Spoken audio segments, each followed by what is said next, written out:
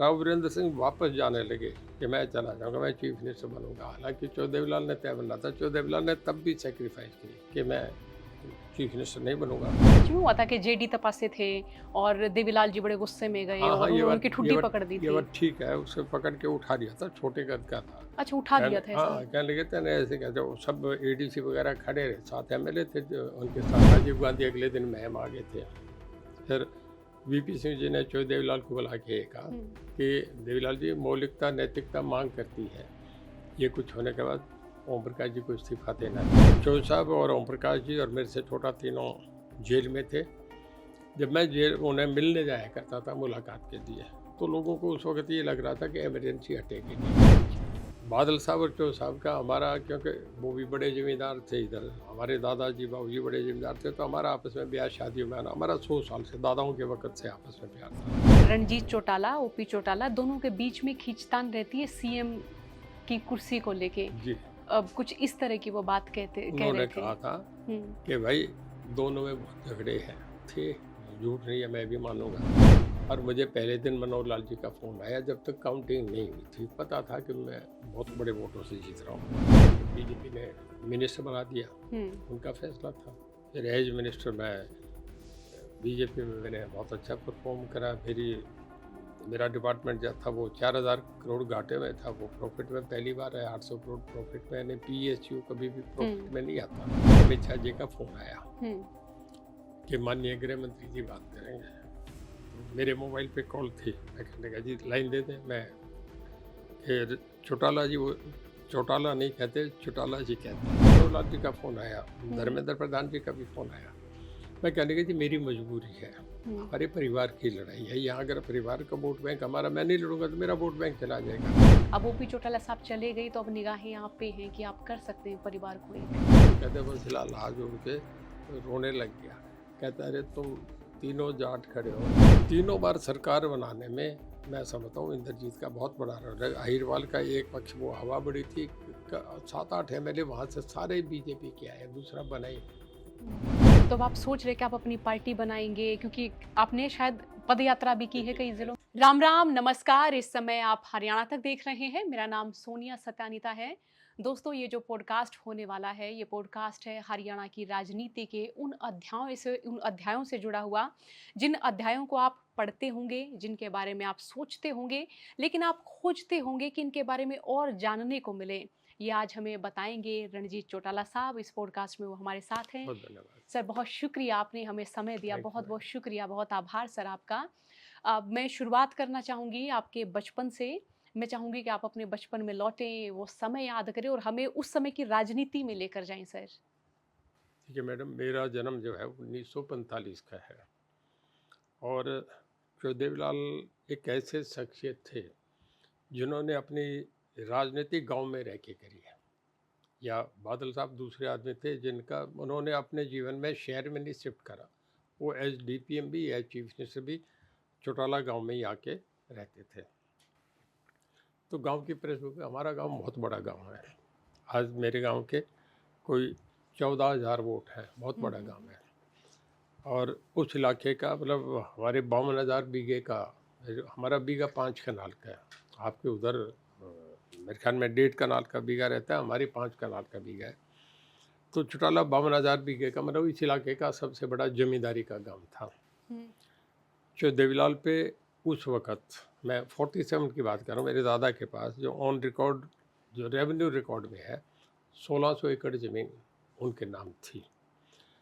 तो सदा से गांव से ठीक गुजारा बढ़िया था, तो गांव में रहे। गांव में जो देवीलाल की एजुकेशन, पहले तो उन्होंने डबवाली करी, इसके बाद मोगा में करते थे। फिर भगत सिंह आंदोलन में उन्होंने, देश के आज़ादी के आंदोलन में आगे, तब से एजुकेशन छोड़ के फिर इधर लग गए थे। तो सारा जीवन गांव से देखा है। और 1937 में पहला, जब मैं उस टाइम की बात करता हूँ, ब्रिटिश टाइम था, तो मेरे बड़े ताऊ जी हैं, वो 1937 में पहला चुनाव वो लड़े थे। चौधरी देवीलाल, चौधरी सावराम जो मेरे ताऊ जी थे, और चौधरी रणबीर सिंह जो हुड्डा साहब के फादर हैं, तीनों लाहौर मुल्तान जेल में इकट्ठे भी रहे हैं ये आज़ादी के आंदोलन में। एक मूवमेंट था, तब उस वक़्त सब कांग्रेस में ही थे। तो 1937 में मेरे फादर की एज कम थी, इस करके मेरे ताऊ जी विधानसभा के मेंबर, पहले कांग्रेसी एमएलए ज्वाइंट पंजाब में मेरे ताऊ जी बने थे। उसके बाद जो देवीलाल 1952 में पहली बार, फिर तो एक हिस्ट्री है। चौटाला गांव हम कह देंगे, पर चौटाला गांव में देखिए 2 तो चीफ मिनिस्टर बने, एक डिप्टी चीफ मिनिस्टर बना। चौटाला गांव में जो देवीलाल एमपी बने, मैं एमपी बना, ओम प्रकाश जी एमपी बने, अजय एमपी बना, हम 4-4, 5-5 एमपी बन दिए। चौटाला गांव में हम चारों भाई, हम 3 भाई और चौथा बने, मेरे ताऊ जी एमएलए बने। इसके बाद हमारे बच्चे जो हैं वो भी आगे, बेटे भी परपोते भी, वो भी बन गए।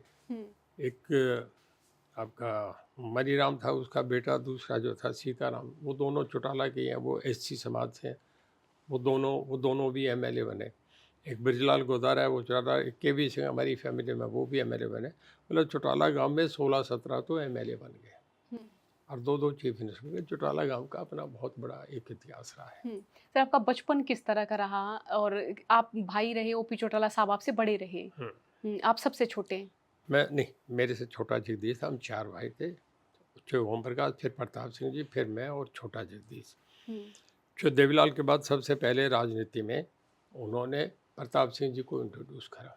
वो ग्रेजुएट थे, ओम प्रकाश जी की एजुकेशन मैट्रिक थी, तो सबसे पहले उन्होंने समझा कि मैं प्रताप सिंह को ही लॉन्च करूं, तो जो प्रताप सिंह को एमएलए बनाया।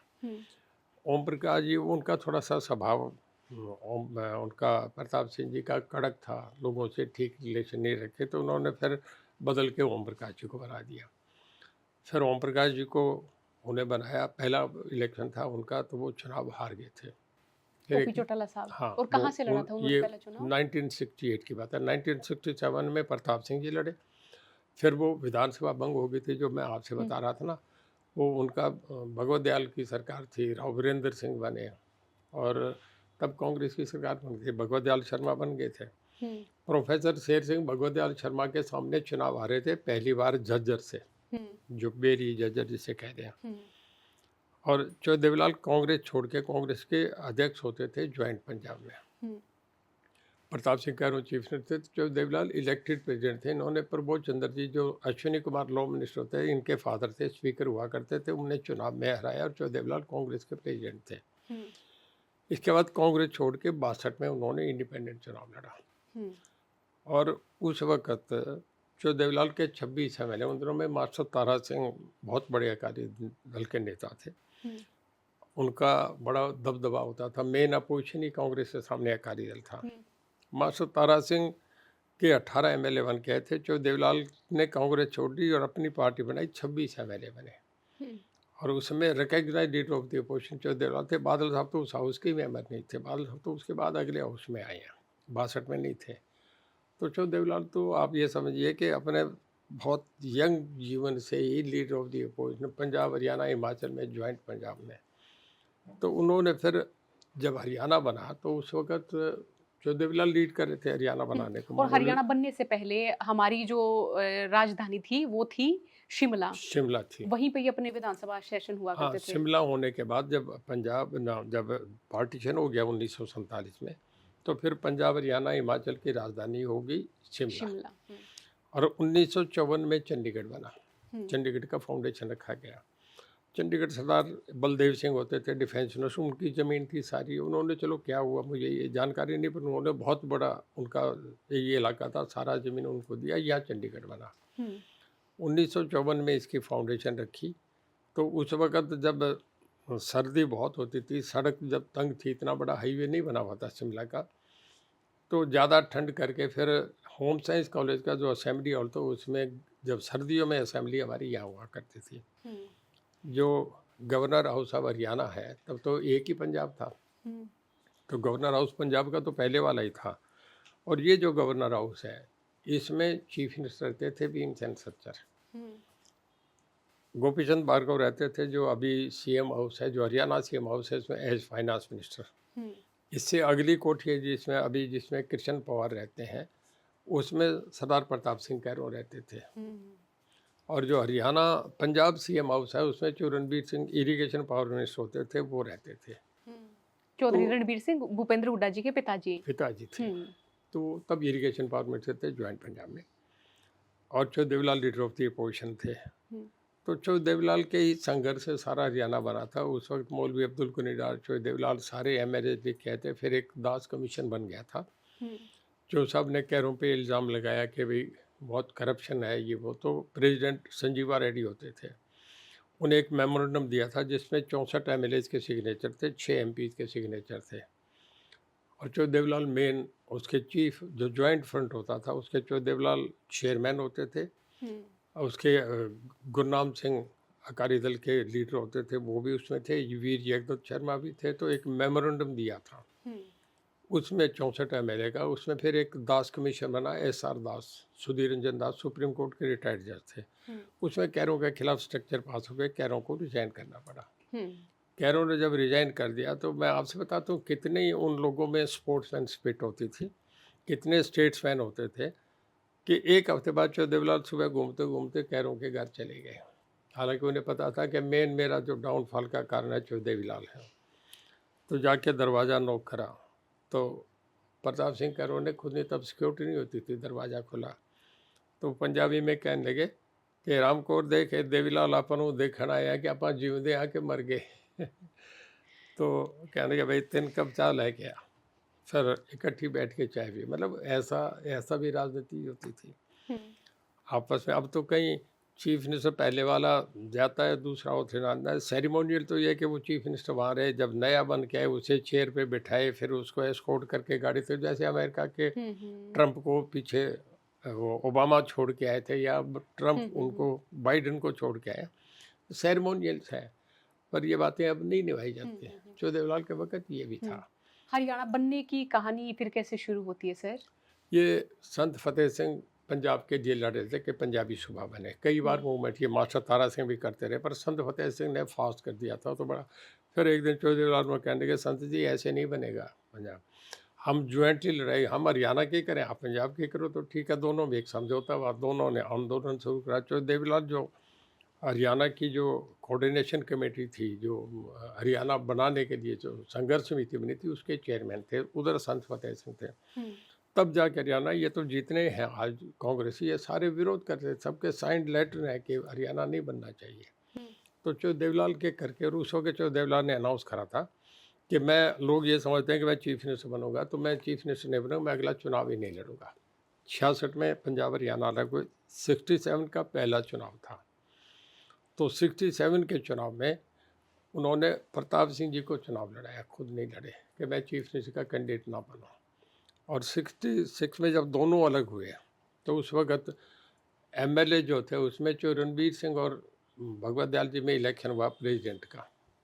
तो जो रणबीर सिंह हार के थे, भगवत दयाल जीत गए थे, और वो विधानसभा में भी मुख्यमंत्री वो ही बने। तो जो 67 में जब प्रताप सिंह ये जीत गए तो राव वीरेंद्र सिंह भी, भगवत दयाल थोड़ा सा कुछ ज़्यादा ही वल्गर बोलने लग गए थे, कुछ एक समाज के खिलाफ खास करके कि मैं इनके डोंगे टंगवा दूंगा ये वो। तो उस बात से एक गुस्सा था, तो चौ साहब ने रिवोल्ट करा। उस वक्त डिफेक्शन हो जाते थे। चौ साहब के साथ 12 एमएलए ने तब स्पीकर के इलेक्शन पे, स्पीकर के चुनाव में हरा दिया था। जब ऑफिशियली कैंडिडेट हार गया तो रिज़ाइन करना पड़ा भगवत दयाल जी को। तो उस वक्त जो 12 एमएलए मैं आपसे गिनवाता हूँ, उसमें प्रताप सिंह जी थे मेरे से बड़े, और उस दूसरे उसमें मनीराम गोदारा थे, तीसरे चांदराम थे जो डिप्टी चीफ मिनिस्टर थे, चौथे हीरानंद आर्य थे, जगन्नाथ थे, मुल्तान सिंह थे। ये सब चौ देवीलाल के साथ थे। अकेले 9 एमएलए चौ देवीलाल के साथ थे। 2 एमएलए आपका राव वीरेंद्र सिंह और राजकुमारी सुमित्रा देवी, वो 2 राव वीरेंद्र सिंह के आदमी थे जो नाराज थे। चौ साहब की, राव साहब की दोस्ती थी। तो 12 एमएलए से फिर विधानसभा में स्पीकर का चुनाव हार गया था। राव वीरेंद्र सिंह वापस जाने लगे कि मैं चला जाऊंगा, मैं चीफ मिनिस्टर बनूंगा। हालांकि चौ देवीलाल ने तय बनना था। चौ देवीलाल ने तब भी सेक्रीफाइस करी कि मैं चीफ मिनिस्टर नहीं बनूंगा, राव साहब को बना दो, मुझे भगवत दयाल की सरकार गिराने से मतलब है। तो राव वीरेंद्र सिंह को, राव वीरेंद्र सिंह, फिर एक रिवाड़ी में सभा हो रही थी, जहाँ भी चौ देवीलाल जाते थे तो वो कहते थे, खड़े होते, क्योंकि सारा कुछ ही चौ देवीलाल की वजह से बना हुआ था। वहाँ बैठे बैठे मस्त संडे पे थे, कहता है भाई आओ देवीलाल जी, मैं उसी बात से चौधरी साहब को ये हुआ कि मैं बनाने वाला, अब ये खड़ा भी नहीं हुआ।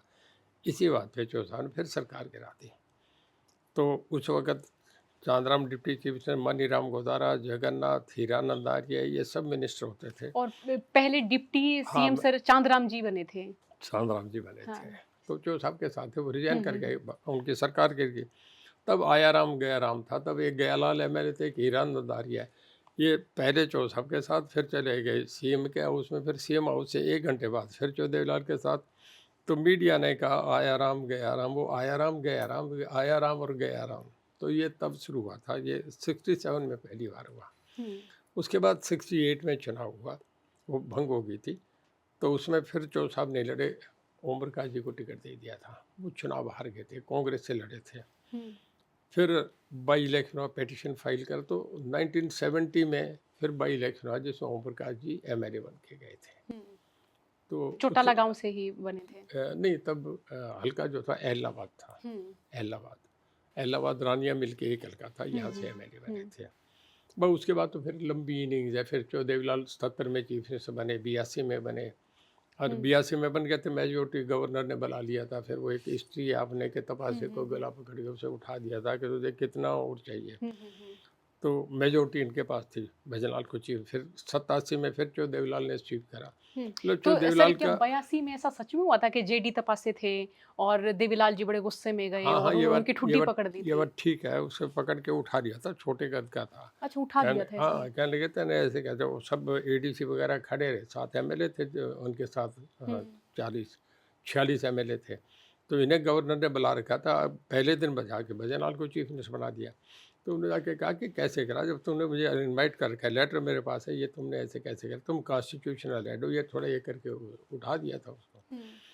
तो ऐसा खैर नहीं हुआ, अगर तो वो एक था, इंसिडेंस हुआ। ये फिर कैसे बीच बचाव हुआ सर, कैसे निकले फिर? एमएलए थे, फिर कोई ये थोड़े, मतलब एक उसे थोड़ा सा आदमी को अप डाउन करने के लिए कि तुम कुछ इज्जत करो, कॉन्स्टिट्यूशन की इज्जत करनी चाहिए, ये करके उन्होंने करा था। तो महाराष्ट्र के थे, छोटे से कद के थे। हाँ, तो चौधरी साहब का बड़ा संघर्ष का जीवन रहा, उन्होंने कभी ज़िंदगी में परवाह नहीं। वो कई बार लोग कहा करते थे कि भाई चौधरी साहब का क्या है कि वो जन्मजात ही एक फाइटर थे, उन्हें सत्ता में मज़ा नहीं आता, उन्होंने संघर्ष करने में, लड़ने में सदा से मज़ा आया। और यहाँ से देखिए, मैं तो चौधरी देवीलाल का बेटा हूँ, ओम प्रकाश जी चौधरी देवीलाल के बेटे, हमें तो उनके नाम से मिल गया। दीपेंद्र हुड्डा को हुड्डा के नाम से मिल गया, राहुल गांधी को इंदिरा गांधी, सोनिया गांधी के नाम से मिल गया। चौधरी देवीलाल तो एक साधारण किसान के बेटे थे। यहाँ से मार्च करके उस आदमी ने, देखिए, चीफ मिनिस्टर वो बने 3 बार, 5 बार ओम प्रकाश जी को मुख्यमंत्री बनाया। आज तक कहने के 7 पीढ़ी तक मेरे नाम से मिलेगा, मेरे नाम को बदनाम नहीं कर देना। और उसके बाद देश का प्राइम मिनिस्टर, नेहरू फैमिली के बाद केवल चौधरी देवीलाल एक ऐसे आदमी थे जो कह देते थे इसको प्राइम, नेहरू फैमिली तो बना सकती है, कोई नहीं बना सकता है काम। उसको वीपी सिंह को प्राइम मिनिस्टर बनाया, और चौधरी देवीलाल ने वहाँ भी जाके वो इलेक्ट हो गए थे प्राइम मिनिस्टर। उन्होंने कहा कि नहीं, मैं ताऊ का रोल ही करूँगा, वीपी सिंह देश का प्राइम मिनिस्टर बनेगा। चौधरी देवीलाल ने कभी पर, इस करके लोग उनके साथ थे। जो आदमी संघर्ष में चलता है, सबके कौज लेके चलता है ना, उसके पीछे जनता का समर्थन वैसे रहता है। जब आदमी अपने इंटरेस्ट में है तो फिर लोग साथ नहीं रहते। चौधरी देवीलाल का ये रहा था, बहुत बड़ा कद था। बस उसका तो, चौधरी साहब को तो केवल, हुड्डा साहब तो कहीं भी नहीं थे, वो तो महम बाई इलेक्शन से चौधरी देवीलाल का डाउनफॉल हो गया। ये 1988 की ये बात है। 1900 ये है जी 89 की, 1989 की बात है। 89 90 के, 89 का एंड था, ये 90 का भाई इलेक्शन था। ओम प्रकाश जी राज्यसभा में थे, चौधरी देवीलाल चले गए थे उप प्रधानमंत्री, सीट खाली हो गई थी। एमएलए थे, तो उसमें 52 एमएलए मेरे साथ थे, मैं मिनिस्टर था। ओम प्रकाश जी हाउस के मेंबर ही नहीं थे। घर का फैसला था, उनके साथ तो 14 एमएलए थे। अब फैसला हो गया, मैंने मान दिया, परिवार का फैसला था कि उम्र में बड़े हैं, इनको बनाएंगे, मैंने मान दिया। मैं उनकी सरकार में ही बन गया था।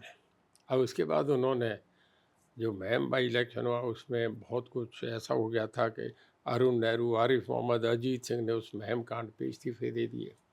वहाँ फायरिंग हो गई थी, कुछ लोग मर गए थे, तो वो महम बन गया था। तो इसके बाद राजीव गांधी अगले दिन महम आ गए थे। फिर वीपी सिंह जी ने चौधरी देवीलाल को बुला के कहा कि देवीलाल जी मौलिकता नैतिकता मांग करती है, ये कुछ होने के बाद ओम प्रकाश जी को इस्तीफा देना चाहिए। अगर उन्होंने आज शाम तक इस्तीफा नहीं दिया तो मैं राष्ट्रपति को जान के इस्तीफा दे दूँगा। फिर देवीलाल ने कहा ओम इस्तीफा दे दे। फिर ओम प्रकाश जी का इस्तीफा हुआ और उसके बाद फिर बनारसी दास गुप्ता को बना दिया। बनारसी दास गुप्ता 4 महीने चीफ मिनिस्टर रहे, सब ठीक चलता रहा। फिर ओम प्रकाश जी दोबारा फिर चीफ मिनिस्टर बन गए। चौ साहब कहने लगे भाई बीच का बहुत समय हो गया, अब लोग भूल गए, बना दो दोबारा। ओम प्रकाश जी फिर सीएम बने। तो एक हफ्ते में फिर रिवोल्ट हो गया, एमएलए भाग गए कि हम नहीं मानेंगे। तो फिर उसके बाद हुकम सिंह को बना दिया। हुकम सिंह 3.5 महीने चले, सब ठीक चलता रहा। देवीलाल डीपीएम थे और उनकी पीएम वाली हैसियत थी। मुलायम सिंह, लालू सब उनके साथ थे। फिर उसके बाद तीसरी बार ओम प्रकाश जी फिर बने, तो तब 2 दिन के लिए बने। तो अगले दिन स्पीकर ने कहा कि जब आप बने तो confidence motion, vote of confidence सीख करो।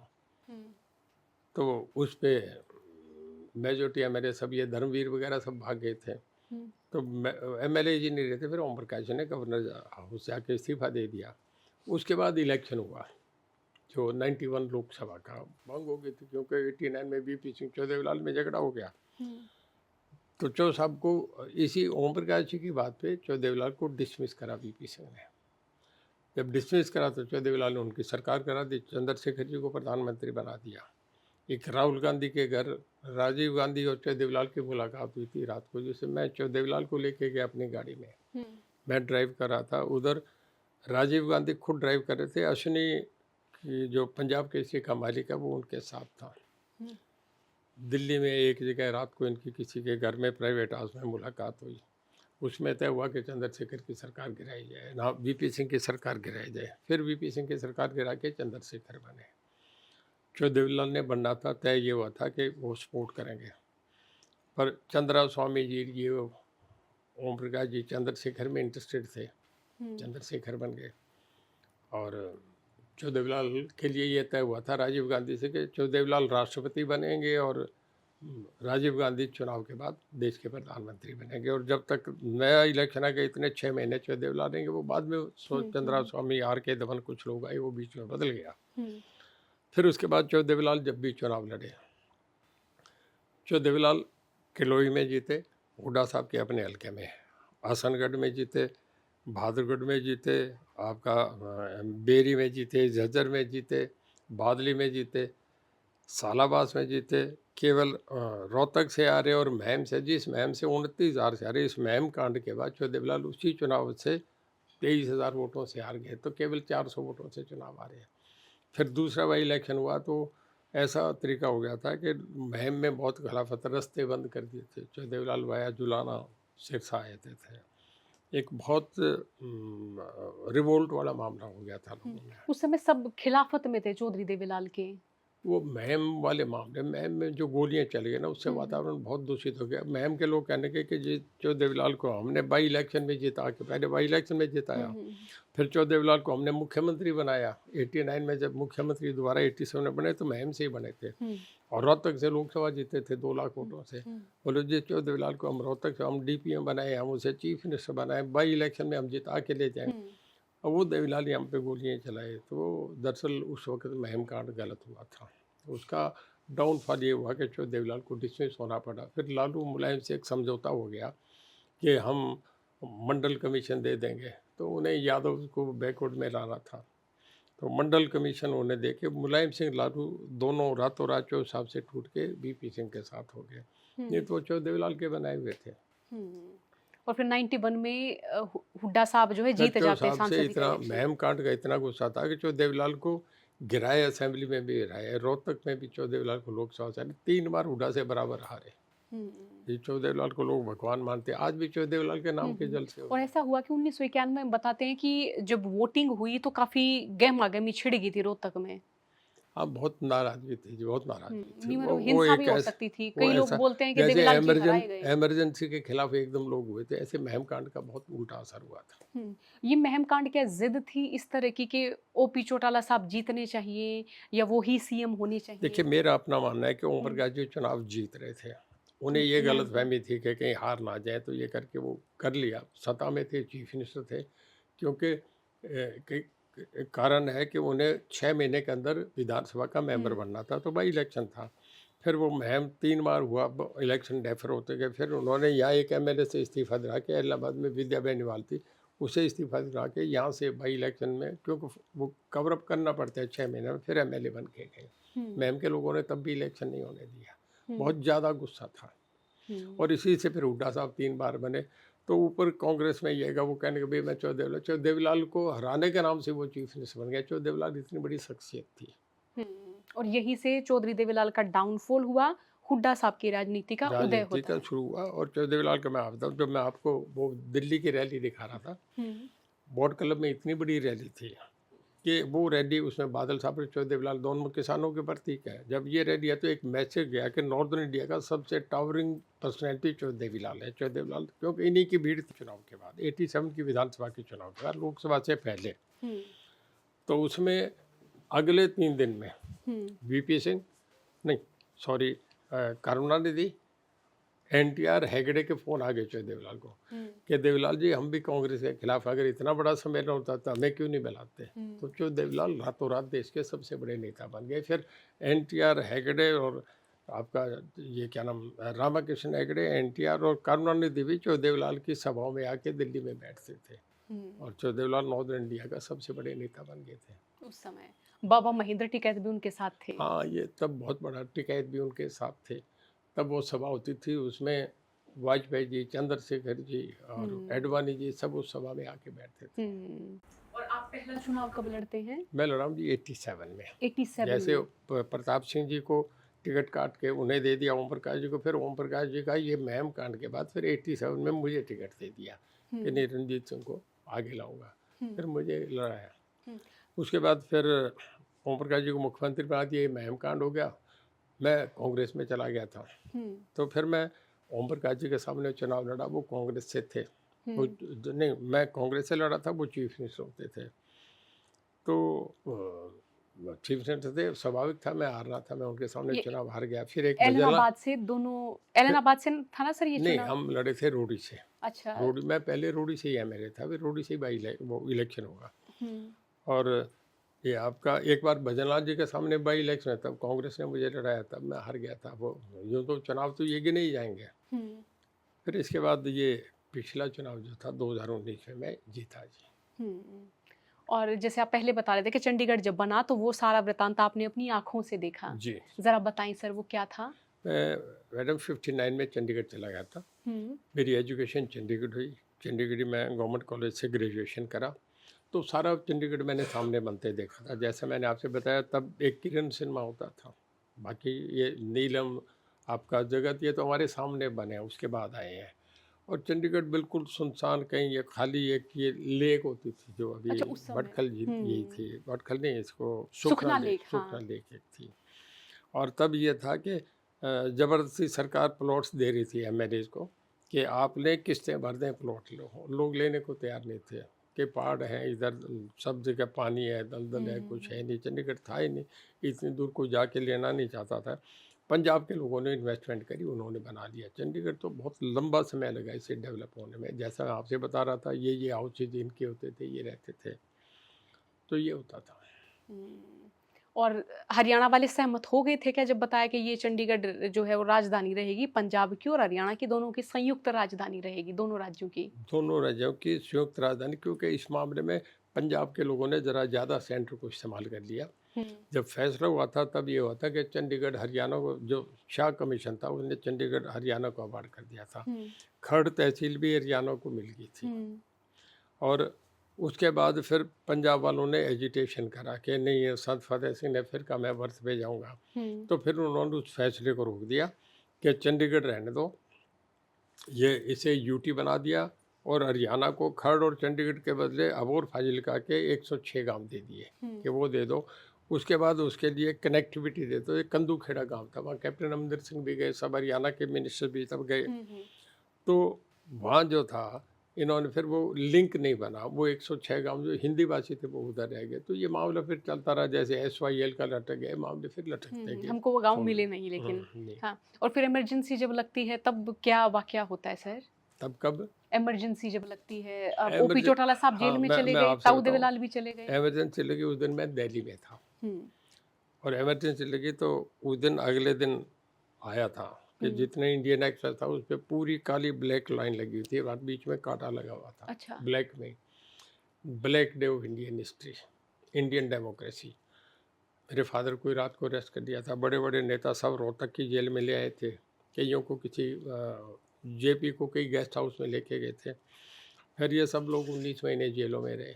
जो देवलाल रोहतक की जेल में थे, तो ओम प्रकाश जी मेरे से बड़े हैं, वो भी, एक मेरे से छोटा जगदीश, 3 हमारे घर के मेंबर 19 महीने जेल में। मैं इनसे मिलने जाता था, तो जेलों से जो लेटर भी आते थे, बाबू जी उर्दू में लिखते थे, ओम प्रकाश जी हिंदी में लिखते थे, वो लेटर मेरे पास अब भी पड़े हैं। तो उनमें वो भी सेंसर होके स्टूडेंट जेल पढ़ते थे उन लेटर को, फिर वो करके वो आगे आगे जाता था। तो मैं इन्हें मिलने जाया करता था।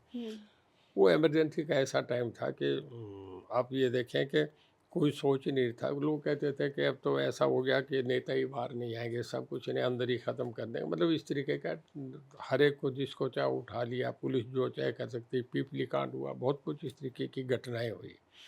एक्सेस ऑफ एमरजेंसी थे। उसके खिलाफ जब चुनाव हुआ, जब बाद में फिर उन्होंने कुछ दिन बाद लिफ्ट कर दी इंदिरा गांधी ने, और 2 साल बाद इलेक्शन हुए 1970 का, तो मुझे याद है एक तरफा हुआ। यूपी की 86 की 86 सीटें थी, वो 85 सीटें होती थी जनता पार्टी। बिहार की 56 की 56, जब बिहार एक ही था, झारखंड नहीं बना था, उत्तराखंड नहीं बना था। हरियाणा की 10 की 10, पंजाब की 13 की 13, दिल्ली की 7 की 7, हिमाचल की 4 की 4, सारी सीटें जनता पार्टी बनी। और मुझे पता है जब ये पार्टी बनी तब सब झंडे, मैं चो साहब को लेके गया नारनौल की जेल से, और दिल्ली ये आसफ अली रोड पे जो रामलीला ग्राउंड है वहाँ सभा हो रही थी। पूरा आसफ अली रोड ऊपर छतें भरी हुई थी, सड़क भरी हुई थी, उस ग्राउंड में कहीं जगह नहीं थी। वो भीड़ होगी 2 लाख की भीड़। और उसमें जब मैं लेके गया तो मुझे याद है सब नेता उस पे थे। तो वाजपेयी जी की मैंने स्पीच सुनी थी कि आज के दिन हमने भारतीय जनसंघ को दफना दिया है, दीपक को दफना दिया, आज से जनता पार्टी रहेगी। हमारा चुनाव चिन्ह उसमें ये हुआ था कि जो चरण सिंह की बड़ी पार्टी थी, यूपी, बिहार, हरियाणा, पंजाब, राजस्थान, और इसके बाद आपका चिमन भाई पटेल गुजरात में थे, आपके बीजू पटनायक उड़ीसा के, ये सारे जो चरण सिंह का बेल्ट थी। बीजेपी सेकंड बड़ी पार्टी होती थी, कांग्रेस हो तीसरी ऑर्गेनाइजेशन थी, और चौथी पार्टी चंद्रशेखर जी की थी जो कांग्रेस से यंग ट्रक्स में छोड़ के आए थे। और इधर जो ये थे आपके बाबू जगजीवन राम और बहुगुना, ये CFD, कांग्रेस फॉर डेमोक्रेसी, ये कांग्रेस छोड़ के बाद में आगे थे इमरजेंसी हटने के बाद। इन सब पार्टियों ने मिलकर फिर जनता पार्टी बनी थी।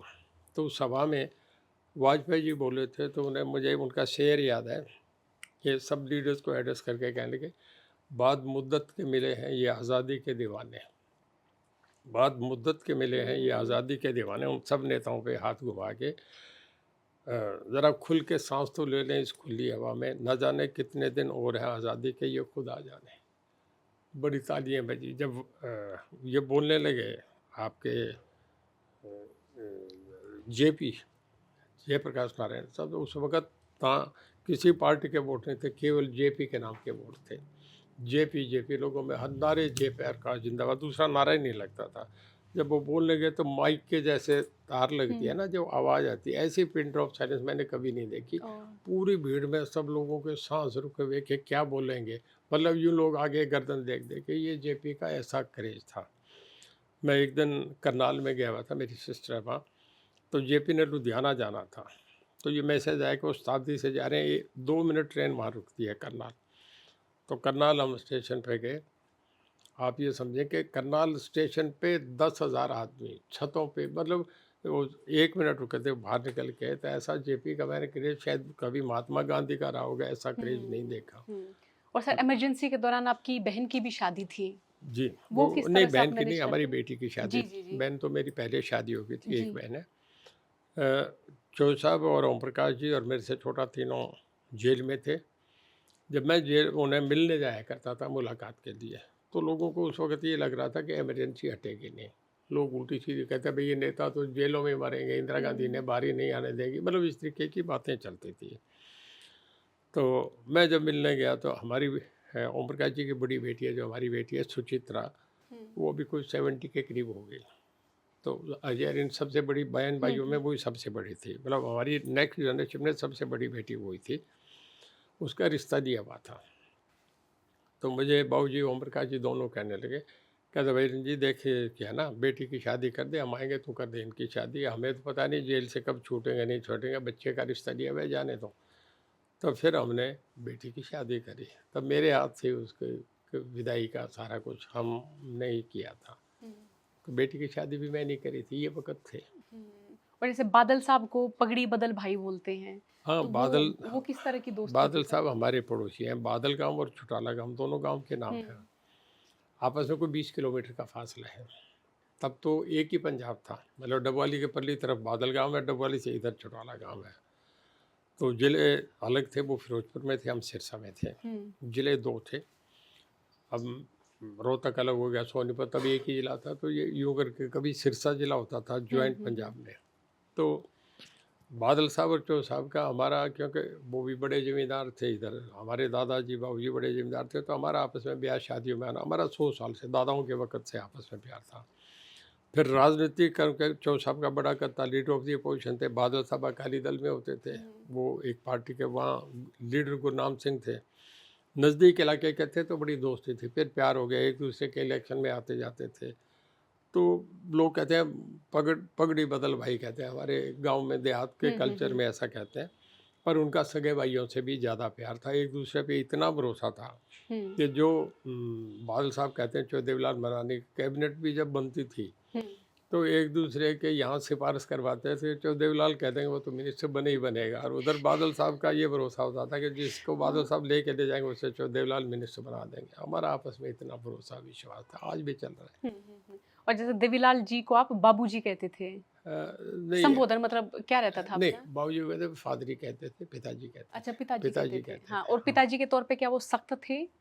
हाँ, उन्होंने बहुत देखा, मैं सारा कुछ घर में वही देखते, पर एजुकेशन हमारी ये वगैरह, क्योंकि बड़े भाई ओम प्रकाश जी मेरे से ज़्यादा 11 साल बड़े थे। बाबूजी पॉलिटिक्स में थे, इस करके बाहर जाता, तो हमारा एजुकेशन का सारा ओम प्रकाश जी ने देखा। हालांकि एज फादर तो सब उनका रोल था ही था, पर जो सारा कुछ हमारा देखते थे वो ओम प्रकाश जी देखते थे। अजय और अभय को मैं देखता था।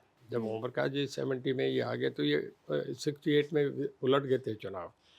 तो उसके बाद इन बच्चों को, उनकी बेटियों को, इनका पढ़ने का, एजुकेशन का, इनको कॉलेज छोड़ के आने का, लाने का, ले जाने का सारा काम मैं करता था। तो ये तो घर में जो बड़ा होता है, जो देखता है हर वक्त, वही करता है, वो चाहे चाचा हो, वो ताऊ हो, चाहे दादा हो, कोई भी हो। हाँ, एक मैं ताऊ देवीलाल जी का पुराना इंटरव्यू देख रही थी, उसमें वो कह रहे थे कि रणजीत चौटाला, ओपी चौटाला दोनों के बीच में खींचतान रहती है सीएम की कुर्सी को लेके। जी, अब कुछ इस तरह की वो बात उन्होंने कहा था कि भाई दोनों में बहुत झगड़े हैं, थे, झूठ नहीं है, मैं भी मानूंगा कि लाले था चीफ मिनिस्टर का, उन्हें भी था, मुझे भी था। मैं कह दूँ नहीं था तो युधिष्ठिर नहीं बनना चाहिए। पर उसके बाद लोगों में लाइकिंग में था, मेजोरिटी है मेरे साथ थी। वो बड़े थे, मैं माइनस मेरे में ये था कि मैं छोटा था उनसे 11 साल। तो फैमिली का फैसला किया कि ओम प्रकाश जी बने। पर बाबूजी कह देते थे उसमें लोगों में कि भाई, जब पत्रकार उनसे पूछते थे कि भाई किसको आशीर्वाद देंगे, बोले ये देवीलाल नहीं तय करेगा, ये जनता तय करेगी। तो ये जो फैसले होते थे वो एक बार 1900 में, तब की बात है 1967 की, जो साहब चीफ मिनिस्टर बन गए थे और स्वीप हुआ था 90 में। चौदेवलाल को बहुत चाहते थे लोग, 90 में से 85 MLA आए। दूसरी बार 82 में चौदेवलाल को फिर मेजोरिटी मैंडेट मिला, फिर 87 में, 90 में से फिर 85 MLA। इतना किसको ही नहीं ले पाया, कोई भी ले। आज देखिए, तक नहीं हरियाणा मैं में। आपसे बताऊं, मैं वो अखबारों में था कि आंध्रा और बंगाल, तमिलनाडु बड़ी स्टेट है जोग्राफिकली, पॉपुलेशन वाइज, और परसेंटेज ऑफ वोट जो देवीलाल को मिला है आज तक इंडियन हिस्ट्री में किसी को भी नहीं मिला। देवीलाल बहुत पॉपुलर लीडर रहे हैं जनता के, तो खाली महम बाई इलेक्शन पे ही उनका सारा हो गया। उस एक बात से चौ साहब का नुकसान हुआ। चौ देवलाल तो लोगों पे आज भी दिलों पे राज करते हैं। आप भी आज किसी गांव में कहीं पूछ लो, कोई कांग्रेस को कहते भाई देवीलाल तो देवता आदमी था, चौ साहब बढ़िया आदमी थे। हर घर में चौ देवलाल के फोटो लगे हैं। आज भी मैं जलसा करूं, चाहे अजय करे, दुष्यंत करे, चाहे अभय करे, कोई करे, चौ देवलाल के नाम का कार्ड उन्हीं के नाम का होता है। तो आपने उनको कभी बताया कि मैं भी सीएम बनना चाहता हूँ, ये मेरी आकांक्षा है या ये मेरी इच्छा है? अब वो आज वो भी नहीं रहे, ओम प्रकाश जी भी नहीं रहे। अच्छा नहीं, पर मैं कभी जीवन में झूठ नहीं बोलता। जब मेरी ओथ हो रही थी, मुझे मैसेज आया, मैं गांव में था तब, मोबाइल नहीं थे, 87 में मैं एमएलए बना, मैं एमएलए ही था। तो मुझे मैसेज आया, एसएचओ गए वायरलेस सेट से मैसेज था कि रणजीत सिंह को चंडीगढ़ आए। तो मैं कह रहा जी मैं हल्के में नहीं, मतलब कल ओथ है। ओथ यानी कि आपकी मंत्री पद की थी या मंत्री सीएम पद की? की ओथ, हाँ, सेकंड एक्सपेंशन थी। पहली एक्सपेंशन हो गई थी, सेकंड एक्सपेंशन थी। तो मैं कहने लगा जी, मैं आके मैंने फिर डीसी के ऑफिस में, डीसी होते थे हमारे, उनके ऑफिस में मेरी कोठी आगे थी। तो मैं वो पहले घर मैंने वापस हल्के में जा रहा था। तो मैंने उन्हें फ़ोन करा, मैं कहने लगा जी मुझे ही अच्छा नहीं लग रहा, लोग क्या समझेंगे, आपका बहुत बड़ा इतना बड़ा मैंडेट मिला है और बेटा मिनिस्टर होगा, लोग क्या कहेंगे, मैं माफ़ी चाह रहा हूँ, मैं नहीं बनूंगा, मैं तो वैसे ही सब कुछ हूँ। कहता नहीं मेरा फैसला है, तू आ। तो मैं कहने लगा जी मैं नहीं बनूंगा, सच्ची बात कह रहा हूँ। उन्होंने गुस्से में फ़ोन छोड़ दिया, देवीलाल जी ने? जी। और 1 मिनट बाद ही दोबारा फिर फ़ोन आ गया, कहते बनारसी दास से बात करेंगे। तो बनारसी दास और जो वीरेंद्र सिंह, उनको बाबूजी ने फ़ोन करा। उन्होंने फ़ोन करा कि जो रणजीत सिंह चौ साहब ने कहा है आप आ जाओ, ओथ ना देना, आपको आना चाहिए। जब उन्होंने कह दिया आपके फादर आपको आना चाहिए, मैं कहने का ठीक है मैं आ रहा हूँ। तो मैंने समझा कि बाबूजी को ये महसूस ना हो कि भी मैं उनके कहने से आया हूँ। तो मैंने दोबारा तुरंत फ़ोन बाबूजी के यहाँ फ़ोन करा। मैं कहने का जी मैंने सोच लिया आपकी बात पे, मैं आ रहा हूँ। तो मैं चला गया। मैं दोनों बार 1977 में भी, 1987 में भी ऑफिशियली उन्हीं के हाउस में, रेजिडेंस में मैं ही रहता था, चौ साहब के साथ ही। तो मैं रात को इसी हाउस से जाके सो गया, सामने ही कमरा मेरा था। सुबह वो 4 बजे उठ जाते हैं, मैं रात को 1 बजे जाके सोया। 4 बजे उन्होंने मुझे उठा लिया, कहता आ गया वहाँ, कहता है तुझे बनाऊँ। मैं कहने लगा जी मेरा तो ये कहना था, आपने कहा मैं आ गया। कहता देख मैं जाऊँगा दिल्ली, मैंने दिल्ली पार्लियामेंट लड़नी है, और यहाँ अगर तू मिनिस्टर नहीं होगा तो फिर बनारसी दास है, आपका वीरेंद्र सिंह है, एक नारनौल से होते थे, कृपाराम पूनिया है, बहुत सीनियर है, तुझे कौन बनने देगा, तू मिनिस्टर होगा तो मैं तुझे चीफ मिनिस्टर बना दूंगा।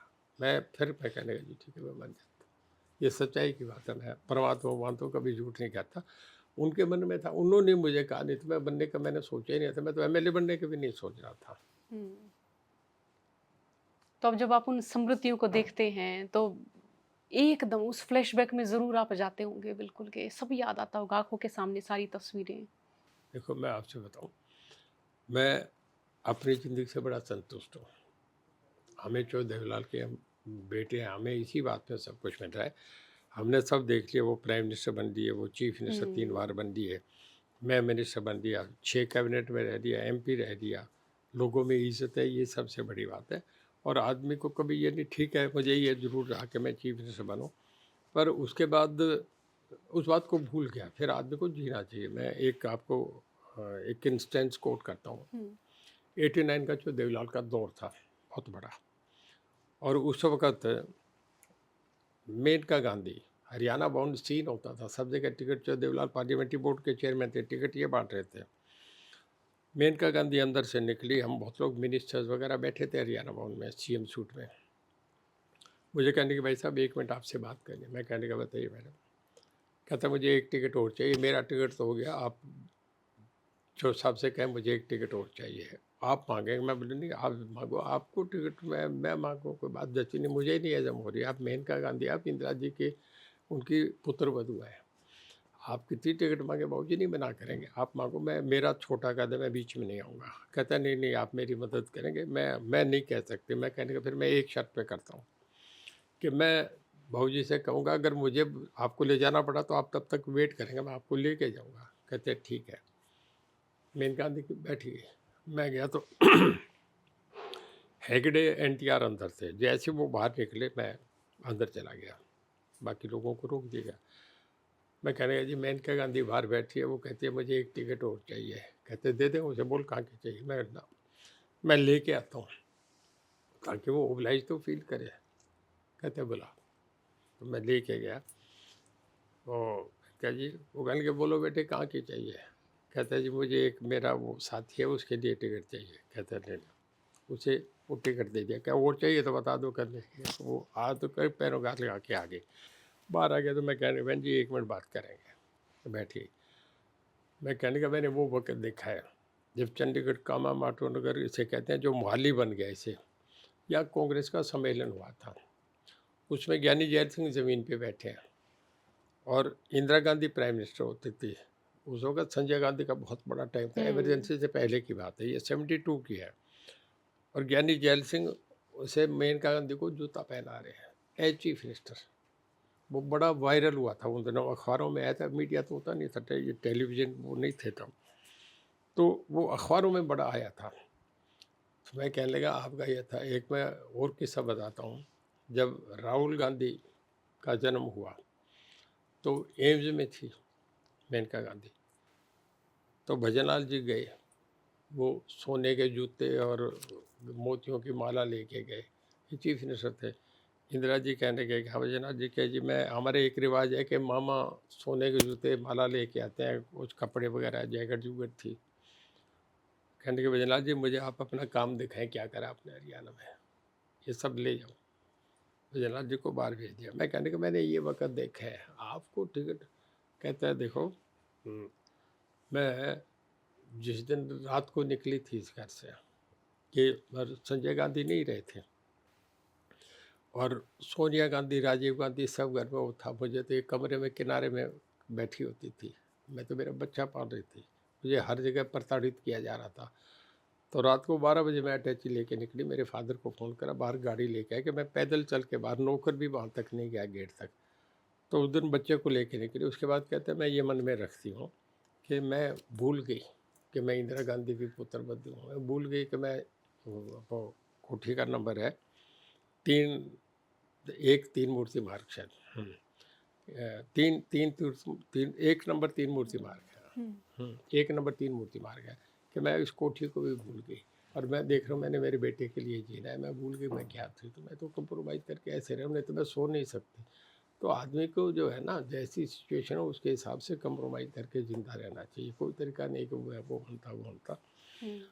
तो हमने तो एक बढ़िया अपनी ज़िंदगी जी है। मैं इसी बात से कुछ अच्छा पढ़ता हूँ, लिखता हूँ, लोगों से मिलता हूँ, अच्छी कन्वर्सेशन है, बच्चे घर में, वाइफ, हम सब खुश हैं। बस ये हमारा घर ही सब कुछ है। फिर आप चुनाव जीतते हैं 2019 में मैं 2019 में जीता रानिया है। से। हाँ, मैं इंडिपेंडेंट जीता 22,000 वोटों से। और मुझे पहले दिन मनोहर लाल जी का फ़ोन आया, जब तक काउंटिंग नहीं हुई थी। पता था कि मैं बहुत बड़े वोटों से जीत रहा हूँ। कहने लगे वो कहने लगे सीएम साहब बात करेंगे। मैंने फ़ोन ले लिया। कहने लगे जो साहब बधाई आप चुनाव जीत रहे हैं। मैं कहने लगे जी आप चीफ मिनिस्टर हैं, अगर स्टेट का इलेक्टेड 1 नंबर आदमी मुझे कह रहा है तो मेरा कॉन्फिडेंस और मजबूत हुआ। इसके लिए आपका बहुत धन्यवाद, मेरा मजबूत विश्वास ज़्यादा मजबूत हुआ है। कहने लगे नहीं नहीं, आप हमारी आगे और बात सुनो, हमें अच्छे आदमी साथ चाहिए। मैं कहने लगा जी सुनो, मैं चौ देवीलाल का बेटा हूँ, अगर कांग्रेस की 50 सीट आ गई और आपकी 39 भी आई तो रणजीत सिंह आपके साथ है, आपके साथ नहीं हूँ मैं। आप विपक्ष में तो भी प्लस मेरा लिख ले, मैं आपके साथ हूँ, मेरी कमिटमेंट है। कहने लगे ठीक है। उसके बाद फिर शाम को उनका प्लेन आ गया, हम चले गए। फिर सबसे पहला मैं आदमी था जब वहाँ रात को गए तो आपके नड्डा साहब थे, BL संतोष जी थे और अनिल जैन जब हरियाणा के प्रभारी, ये तीनों आदमी नड्डा साहब की कोठी पे थे। तो वहाँ जाके कहने लगा जी मतलब कोई कंडीशन में, कोई कंडीशन नहीं, अनकंडीशनल आपके साथ। अच्छा, कंडीशन क्यों पूछी जाती नहीं है कोई ऐसा इस तरह की? कोई आपकी शर्त हो, कोई और हो, तो मैं नहीं कहना चाहता। कुछ लोग ये कह रहे थे कि जी हमारा खर्च बहुत हो गया इलेक्शन में खर्च बहुत हो गया, बहुत मोटा खर्चा लगा है। मैं नाम नहीं लूँगा, कि जी मतलब पैसा दे दो या उतना हमारी मैं भरपाई कर मैं दो। मैं हाँ। नहीं कह रहा, कुछ लोगों ने कहा, हाँ, मुझे जो जानकारी तो है, क्या मैं मिलता है नहीं, सर मेरे ऐसे? सामने तो नहीं, पर ये बातें तो लीक हो जाती हैं, जैसे मैं बात अपनी बात बता रहा हूँ वो भी बता हाँ, देते हैं। लेकिन क्या उनको मिल जाता है इतना पैसा कोई कह या रहा था कुछ? मुझे महकमा चाहिए, कोई हुँ, ने किसी ने महकमा मांगा, तो मैं कहने लगा जी मैं अनकंडीशनल साथ हूँ, जहाँ करवाना चाहिए करवा। तो अनिल जैन साहब ने अपना फ़ोन यूँ आगे कर लिया हुँ, और फ़ोन पे ही मेरे से उन्होंने कहा कि आप बोल दें। मैं बोल दिया, वो ही रातों रात फ्लैश हो गया कि रणजीत सिंह अनकंडीशनल बीजेपी के समर्थन में, उन्होंने अपना ऐलान कर दिया। मैं बीजेपी के साथ चला गया। मुझे फिर बीजेपी ने मिनिस्टर बना दिया, हुँ, उनका फैसला था। फिर एज मिनिस्टर मैं बीजेपी में मैंने बहुत अच्छा परफॉर्म करा। मेरा डिपार्टमेंट जो था वो 4,000 करोड़ घाटे में था, वो प्रॉफिट में पहली बार है, 800 करोड़ प्रॉफिट में, यानी पीएसयू कभी भी प्रॉफिट हुँ, में नहीं आता। और बहुत अच्छी परफॉर्मेंस रही, जेल डिपार्टमेंट में भी, इसमें दोनों डिपार्टमेंट थे।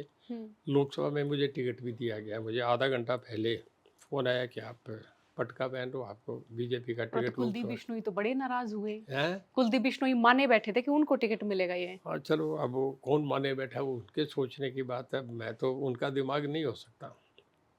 तो मुझे लोकसभा का टिकट दिया। अब मैं वो बीत गया इतिहास, नहीं तो चुनाव जीत ही रहा था मैं। मात्र 30,000 वोटों से लोकसभा का चुनाव आ रहा, हमारे घर के दोनों बच्चे खड़े हो गए, नैना जी थे, नैना और सुनैना जी सुनैना थी। दोनों। हाँ। अब पता था कि कांग्रेस और बीजेपी में फाइट है। हरियाणा, हिमाचल में तो, दिल्ली में तो केवल कांग्रेस और बीजेपी की फाइट थी। राजस्थान में भी, मध्य प्रदेश में भी कोई दूसरी पार्टी थी नहीं। हुँ, तो दोनों बच्चे, उन्हें 22,000 वोट आए, पर लोगों में एक प्रचार चला कि अर्चो देवलाल के घर में 3 खड़े हो रहे हैं, किसके साथ जाएँ, किसकी डालें, तो का नाश कर रहे हैं, तो का नाश कर रहे हैं। बोले भाई ये अगर ये भी नहीं ठीक होते तो फिर अपने क्या जरूरी है, कांग्रेस की डाल दो। वो लोग ये करके भी निरुत्साह होके लोग भी चले गए। नहीं, चुनाव जीता हुआ था मैं। कुछ ये भी माने ना कि कुलदीप बिश्नोई की भी नाराज़गी थी, वो चाहे वो ज़ाहिर ना करें, लेकिन भीतरी तौर पे तो दिखी, वो कई बार दिखी। इलेक्शन में तो कुछ उनका भी वोटर होता है ना कि वो रुखसत हो जाता है, बीजेपी का है, तो वो कांग्रेस की ओर शिफ्ट हो अब जाते मैं हैं। जिस पार्टी ने सम्मान दिया, जिनके हुँ, साथ रहा, 5 साल में उनकी कैबिनेट में रहा, मैं उनके लिए कुछ नहीं कहूँगा। और उन्हें पता है कि क्या था, घटनाएँ क्या थी, वो सारी हुँ, बातों को, ये मनोहर लाल जी को भी पता है और अमित शाह जी को, सबको पूरी जानकारी है हमारी। हुँ। यहाँ सिरसा में एक रैली भी हुई सर और अमित शाह साहब आपके घर आए थे उस समय। देखिए, जब रैली हुई तो मुझे मनोहर लाल जी ने कहा हुँ, कि जी वो अमित शाह जी वहाँ जा रहे हैं सिरसा, और रैली आपने ही करनी है, वो हुँ, आपके जुम्मे है। तो अरे भीड़ में ही करता हूँ, ये पता था उन्हें। हुँ, तो मैंने 2 दिन पहले आया, मैंने एक बहुत बड़ी रैली कर दी थी। पर वो उससे अगले दिन ही मुझे सुबह अमित शाह जी का फ़ोन आया हुँ, कि माननीय गृह मंत्री जी बात करेंगे। तो मेरे मोबाइल पे कॉल थी, मैं कहने लगा जी लाइन दे दें। मैं फिर चौटाला जी, वो चौटाला नहीं कहते, चौटाला जी कहते हैं। चौटाला जी बोले, जी नमस्कार, हाँ रणजीत सिंह बोल रहा हूँ जी। कहते हैं मैं कल आपके चाय पीऊँगा, परसों आपके चाय पीऊँगा। हुँ, मैं कहने लगा जी आपका स्वागत है, मेरा सौभाग्य है, अच्छा लगेगा। और वो फिर आई मेरे घर चाय पी, मैं तो उनका धन्यवाद करता हूँ। यहीं इसी सोफे पे वो वहाँ बैठे थे, मैं इधर बैठा था, या मनोहर लाल जी बैठे थे, हुँ, मेरे घर चाय पी के गए। हुँ। अच्छा बातचीत में किस तरह के व्यक्ति हैं वो? अ, आपके अमित शाह जी? अमित शाह जी, नहीं, नहीं, हाँ। बहुत सुलझे हुए हैं, यहाँ सब बातें कहने की हुँ, और पुराने किस्से बताने लगे। हुँ, यहाँ बैठे थे मनोहर लाल जी, धनखड़ साहब बैठे थे, सब बैठे थे। हुँ, तो कहने लगे कि मुझे कहने लगे देवीलाल जी आते थे, कभी-कभी रुकते थे, वहाँ रुकते थे, एक आध बार यहाँ भी रुके, ज़्यादा चौटाला गाँव में, वो अपना पूरा इंडस्ट्रियल हाउस है, हुँ, उसी में रुकते थे। हुँ, हुँ। जिस समय आप बीजेपी के साथ थे या मैं कहूँ कि जिस समय आप कैबिनेट में थे, उस समय दुष्यंत चौटाला भी थे शायद डिप्टी सीएम। हाँ। हुँ। तो क्या कारण हुआ कि आपने भी बीजेपी छोड़ दी? दुष्यंत चौटाला भी यानी गठबंधन टूटा नहीं, उस मैं समय? तो नहीं छोड़ता, मैंने तो, हुँ, मुझे जब मेरा टिकट काटा गया, तो मुझे मनोहर लाल जी का फ़ोन आया, हुँ, धर्मेंद्र प्रधान जी का भी फ़ोन आया। मैं कहने लगा जी मेरी मजबूरी है, हुँ, हमारे परिवार की लड़ाई है, यहाँ अगर परिवार का वोट बैंक हमारा, मैं नहीं लड़ूँगा तो मेरा वोट बैंक चला जाएगा। हुँ, तो अब भी मैं 40,000 वोट लेके गया। मैं इसी चुनाव में बता रहा हूँ, मेरे को 39,000 वोट आए, मैं 6,000 से हारा। दुष्यंत को वहाँ 7,000 वोट आए, और जो ये था अभय, ये 15,000 वोटों से हारा, मैं केवल 6,000 वोटों से हारा। हमारी लोकल राजनीति ऐसी है कि मुझे मेरा वोट बैंक लड़ने के थे, तो मैंने उन्हें कहा जी मैं क्षमा चाहता हूँ, आपसे कहीं दूर नहीं हूँ, मैं आपकी इज्जत करता हूँ, आपने मुझे लोकसभा का टिकट दिया, पर मेरी मजबूरी है, हमारी परिवार की राजनीति है, ये हम नहीं छोड़ सकते। जैसे सिंधिया फैमिली का ऐसी है, हमारी फैमिली का आपस में, बादल फैमिली का है, मुझे चुनाव लड़ना मेरी मजबूरी है, तो मैं चुनाव लड़ा। तो आपके ज्यादा जो नजदीकियां हैं वो खट्टर साहब के साथ रही बीजेपी में जब तक आप रहे? मेरा सभी से बहुत अच्छा है। तो अब आप सोच रहे कि आप अपनी पार्टी बनाएंगे, क्योंकि आपने शायद पदयात्रा भी की है देखिए कई जिलों ऐसा में। है, कोई भी आदमी निर्णय तब करना होता है तब तक कार्ड अपने पास रख सकते हैं, दिखाने थोड़ी होते हैं। जब निर्णय करेंगे तो पब्लिक के सामने करेंगे, पब्लिक ने देना है ना। सब जगह जा रहा हूँ, वर्कर्स मीटिंग कर रहा हूँ, मैंने नारनौल में करी, मैंने कुरुक्षेत्र में करी, मैंने यमुनानगर में करी, हिसार में करी, सरसा में करी। अब मैं मेवात में रखी है, उससे अगली मीटिंग मैंने गुड़गांव में रखी है, फिर मैं भिवानी रखूँगा, फतेहाबाद रखूँगा करके। मैं नवंबर के एंड में या दिसंबर में, या कोई इससे आगे पीछे भी हो सकता है, जब फार्मर्स खाली होते हैं तो भीड़ तो गांव से आनी है। आज आपसे बता रहा हूँ 1 लाख की भीड़ करूँगा, किसको चेहरे को लेके आऊँ तब फैसला करूँगा, तो अभी रैली आप करूँगा, उसी पे निर्णय करूँगा मुझे क्या करना कि चाहिए। नई पार्टी बनानी है या कोई पार्टी ज्वाइन करनी किसे है? ज्वाइन करें ये तब तय करूँगा। और अभी मैं देख रही हूँ कि चौटाला परिवार में जो बुजुर्ग कैटेगरी में या उस श्रेणी में या एक बड़े व्यक्ति की श्रेणी में वो आप ही हैं जो समझा सकें, जो निर्णय ले सकें अपनी, अगर मैं हरियाणवी भाषा में बोलूँ, कि जो जिनके कंधे पे हम जिम्मेदारी धर सकें। तो जो परिवार के बीच में जो खाई है उसकी हम माने कि क्या वो भरपाई हो सकती है या वो खाई कम वैसे हो सकती है? देखने में मैं बड़ा लगता नहीं, पर हमारा जितना परिवार है ना चौटाला में, हमारी देवलाल फैमिली में नहीं, जितने हमारे कजन्स के, मतलब बाबू जी के जो कजन है, जितने सिहाग परिवार है हम चौटाले में, सब में आज बड़ा मैं ही हूँ। तो वो तो उम्र से जो बड़ा होता है वो बड़ा मानते हैं, और बच्चे तो देखो कौन किसकी माने नहीं माने, ये तो आगे सबका आजकल बड़ा ऐसा ज़माना आ गया, सब बड़े इंडिपेंडेंट हैं, कोई किसी को बिना सलाह एडवाइस देनी भी नहीं चाहिए, कोई मांगे तो किसी को भी सलाह दो। पहले ये माना जाता था कि ओपी चौटाला साहब हैं तो अब हो सकता है परिवार एक। अब ओपी चौटाला साहब चले गए तो अब निगाहें आप पे हैं कि आप कर सकते हैं परिवार को एक। हमारे दोनों बच्चों की कोठी, एक तो कोठी मेरे साथ ही, एक थोड़ी सी दूर डबवाली रोड पे ही है, दोनों यहीं रहते हैं, दोनों से पूछ लो, दोनों का ओपिनियन, दोनों भाई इकट्ठे होते हैं, तो मुझे तो कोई आपत्ति है ही नहीं, मैं भी आशीर्वाद दे दूंगा। पर काफ़ी लोगों ने प्रयास कर दिया, ओम प्रकाश जी भी करते रहे, जो देवलाल भी करते रहे। मेरे ओम प्रकाश जी में एक था कि हमारी फैमिली की पराकाष्ठा बहुत मजबूत थी, बहुत मर्यादा में रहते थे, बहुत बड़े छोटे का सम्मान करते थे। अब बच्चे नए ज़माने के हैं, आजकल बहुत खुले बोल जाते हैं, बहुत कुछ मीडिया में ऐसी ऐसी बातें कह देते हैं, तो अब बहुत सोच समझ की बात है कि उस मामले में पढ़ा जाए या नहीं पढ़ा जाए।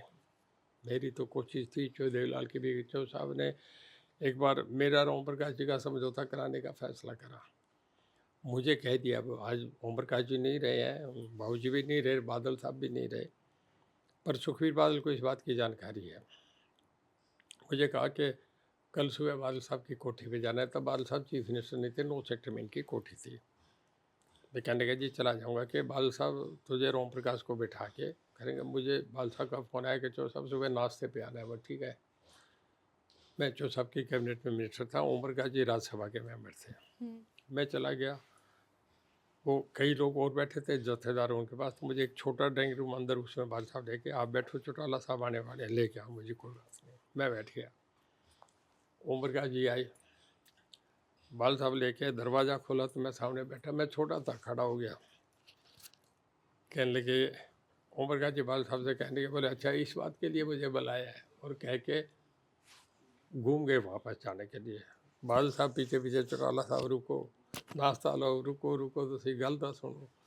ओम प्रकाश जी चले गए। तो मेरे कहने का मतलब, जो साहब जो काम नहीं कर सके वो रणजीत सिंह कैसे कर देगा। ओम प्रकाश जी नहीं माने, बहुत एडमेंट थे, उनकी लाइकिंग डिसलाइकिंग एक्सट्रीम पे थी, किसी बात को पसंद करते हैं नहीं करते तो सुनेंगे नहीं किसी की। अब बच्चों का मामला है, ओम प्रकाश जी की भी नहीं मानी, इतनी बड़ी तोहमत को मैं कैसे ठीक कर लूँगा। ओपी चौटाला साहब और आप लोग जो है वो बातचीत करते थे, लेकिन कभी हम ये बातचीत कभी करते दिल थे, में खटास नहीं हुई मैं कभी? मिलने जाता, मैं जेल में मिलने गया, जब सज़ा हुई सबसे पहला आदमी मैं गया था। बादल साहब को नहीं मिलने दिया, मैं मिलने गया, ये इरविन हॉस्पिटल में थे। तो अब शायद उसे पंत कहते हैं क्या, पहले इरविन कहते थे, जो दिल्ली गेट के सामने ही है। तो मैं मिलने गया तो पुलिस वाले बैठे थे आगे, वो लगा होता है उनका टेंट। तो मैं गैलरी में गया तो वो कहने लगा कौन है, उनका मुकर जो मुझे लेके जा रहा था। तो ये सज़ा होने के मतलब एक दिन 2 दिन बाद की बात है। तो मैं कहने लगा मुझे मिलना है। कहने लगे नहीं आपने कौन है। मैं कहने लगा भाई कुछ नहीं, मैं छोटा भाई हूँ, भाई साहब की तबीयत ठीक नहीं है, मिलने में नमस्ते करके आ जाऊँ, तुम साथ ही वापस ले आना। तो मैं चला गया। तो अगर कहते हैं तू कैसे आ गया, वो आ गया जी। कहते हैं कि और कैसे है, सब ठीक है, कोई फिक्र ना कर, कुछ नहीं। फिर वहाँ दूध आया था, बोले दूध पी। मैं अब वहाँ मैं जो पी के आया हूँ, वहाँ वो सजा हो रही है, दूध पीना मुझे भी अच्छा से। कहता नहीं पी। वो पुलिस वाला नीचे बैठ गया तो उसको भी उनका स्वभाव था धमका। अरे बोले भाई कुछ गर्भवती भी करने थे तो बाहर चल। तो पुलिस वाला जब इन्होंने यूँ धमकाया, चीफ मिनिस्टर रहे हुए थे, तो वो पुलिस वाला बाहर चला गया। हमने 10 मिनट पूछ रहे बच्चों का कैसे है, घर में कैसे है, सब ठीक है, कोई नहीं भाई, ये सजा यूँ होती रहेगी, कट जाएगी। तो मैं उनसे वहाँ मिलने गया। तिहाड़ जेल में कितनी बार मिलने गया, जब हॉस्पिटलाइज होते थे तो मैं मिलने जाता था। जब दुष्यंत के इन दोनों बच्चों की शादी ना, अभय के दोनों बच्चों की शादी थी, तो एक ही गाड़ी में हम इकट्ठे बैठ के बारात में भी गए, वापस भी आए। यहाँ वापसी बारात में आके मेरे घर यहीं खाना खाया। तो हमारे आपस में राजनीतिक में हम आमने सामने चुनाव भी लड़े, ये बच्चे नहीं लड़े आमने सामने, पर हमारा आपस में प्यार हो ही रहा। सामाजिक जब आते थे तब राजनीति की बात नहीं होती थी। तो ऐसे दिल में खटास कभी नहीं हुई? देवीलाल जी का कोई किस्सा सा है जो मैं बता रहा था, वो कहते हैं कि information is knowledge, knowledge is power, and then capacity to discount. आप कहीं भी बैठ जाओ, आप 10 लोग पूछेंगे तो भी आप जवाब देते हैं। मैं मीडिया से बड़ा खुल के बात करता हूँ, बहुत कंफर्टेबली रहता हूँ, और मीडिया भी राजी रहता है कि कुछ भी पूछो, लोग देखना चाहते हैं, सुनना चाहते हैं। देखिए जो देवीलाल जब एमरजेंसी में अंदर थे तो जो बंसीलाल उनसे बहुत खुंदक रखते थे, उन्हें बस में लेके आते थे। हालांकि लीडर्स को गाड़ियों में लेके आते थे, जब कोई डेट होती थी, पुराने केस बने होते तो सिरसा जेल में लेके आते, तो पुलिस की बस में लेके आते थे और हथकड़ी लगा के जो देवीलाल को कोर्ट में पेश करते थे। और फिर वापस पॉलिटिकल आदमी, उनको हथकड़ी की भी ज़रूरत होती, हथकड़ी लगा के लोगों को दिखाते थे कि देवीलाल को उसके ज़िले में ये पोजीशन कर रहा है। जो साहब चीफ मिनिस्टर बन गए। चीफ मिनिस्टर बनने के मेरे ख्याल में 1 हफ्ते की बात है। DIG CID को बुलाया, मैं वहीं बैठा था। कहने लगा देखो बंसीलाल कहाँ है, उठाओ उसे और बैल के टिब्बों पे ले जाओ। बैल सबसे ऊंचे टिब्बे हैं भिवानी में। तो जो बंसीलाल को पुलिस ने अरेस्ट कर लिया। तो जब अरेस्ट हो गए तो रात को DIG CID आया, तो सब आए कि जी अरेस्ट कर लिया। तो जो सब भी कहने लगे, बोले क्या कह रहा था बंसीलाल। तो कहते बंसीलाल हाथ जोड़ के रोने लग गया। कहता अरे तुम तीनों जाट खड़े हो मेरे साथ। ये तो उस वक्त प्रताप सिंह DC होते थे, धर्म सिंह DIG CID थे, और एडिशनल DIG CID जो थे वो महेंद्र मलिक थे। तो कहते हैं तुम तीनों तो ये कहने लगे कि तूने जाटों को ही अंदर कराया था, तुम हमारे ही जाट हैं। बंसीलाल तो बोले हम तीनों ही जाट खड़े थे, हमें सज़ा दे रखी थी अब तक। बोले भाई कोई इलाज नहीं। तो जो सबको रात को फ़ोन आ गया मोरारजी देसाई का कि देवीलाल जी बंसीलाल चीफ मिनिस्टर रहे हैं, ये तो नहीं इन्हें। तो जो साहब जब खुंदक लेते, मैं जो आप गुस्से की बात कर रहे थे ना, कभी कभार, तो ऐसे देव आदमी थे, कभी नहीं। और फिर एक बार यहाँ की बात है सिरसा की, एक सवा फिर बंसीलाल जी को सजा दी या नहीं दी? नहीं, उन्हें अरेस्ट कर दिए, फिर बेल हो गई कोर्ट से, वो छोड़ दिए थे। फिर तो सजा तो आगे के स्कूलों में क्या होता है, पॉलिटिकली वेंडेटा होता है, यही बंसीलाल करते थे। यहाँ सिरसा में सभा हो रही थी, आप सिरसा शहर में पूछ लें इसी में। तो DSP आया, जो बंसीलाल चीफ मिनिस्टर होते थे। कहता है देवीलाल जी आप सभा नहीं करते, मैं अरेस्ट करूँगा। तो देवीलाल तो उससे सब अरेस्ट हो गए थे, मंगल सेन भी अरेस्ट कर लिया, बादल साहब को भी अरेस्ट कर लिया था। जो साहब सारे सर से वाकफ़ थे, इधर उधर गलियों से गाड़ी से घूम के और सभा मंच पे पहुंच गए। पुलिस के CID भी फेल हो गई।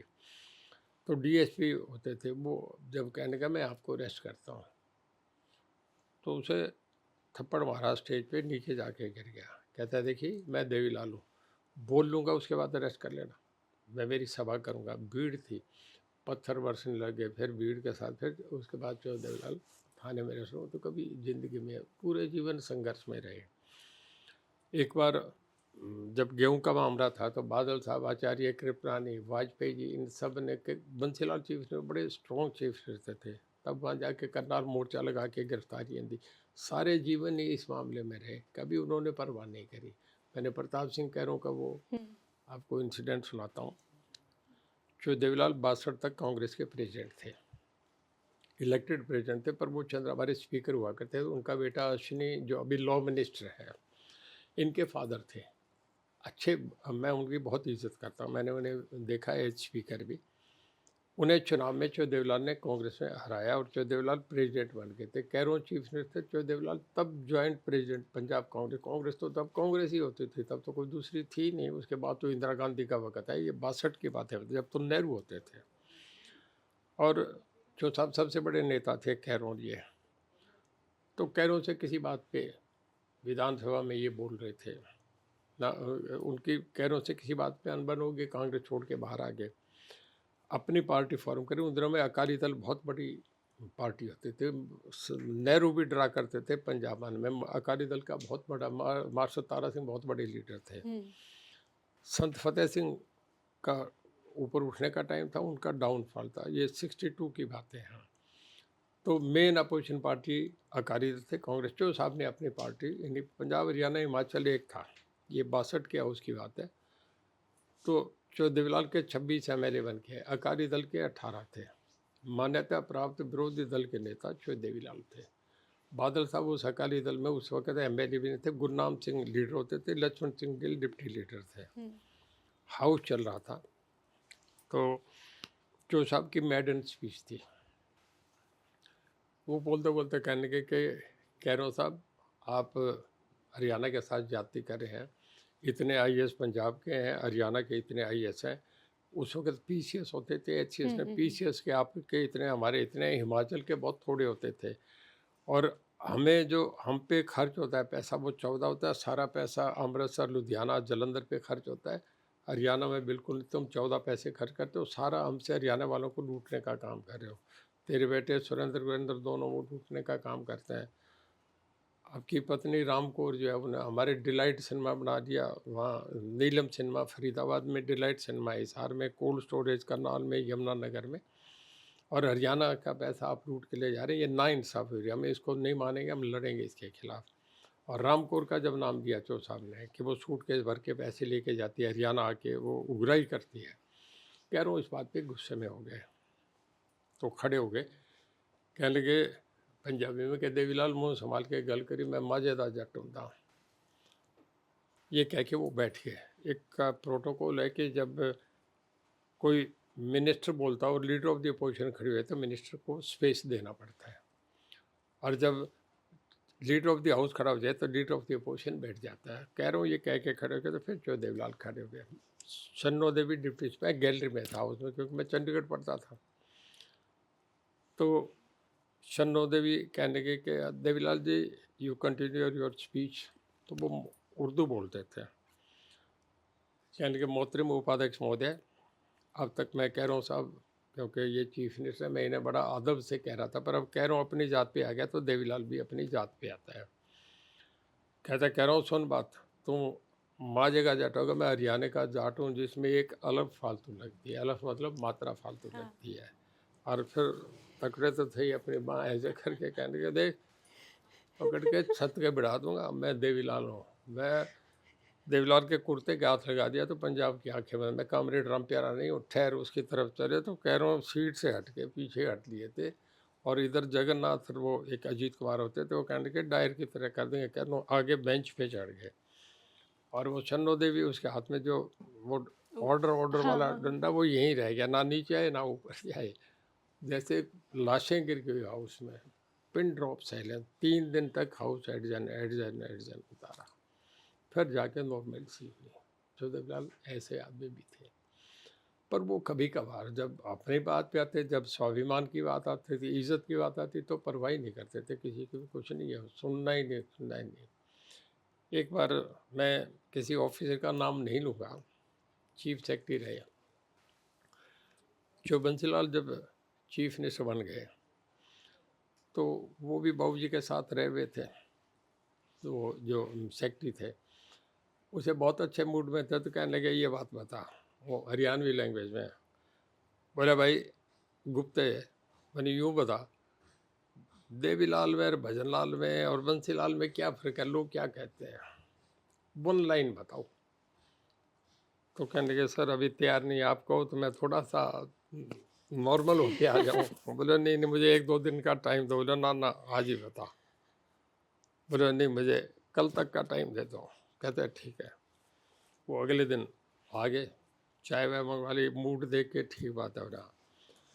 बोले जी एक लाइन का जो इम्प्रेशन है सब में, ब्यूरोक्रेट्स में भी, सेक्रेटरीट में भी, पब्लिक में, कि चौदेवलाल के लिए कहते हैं कि वो जन्म से ही फाइटर आदमी है, उसे संघर्ष करने में मज़ा आता है, वो तो रोड पे रह के लड़ने में मज़ा आता है, राज में मज़ा नहीं आता, फाइटर है।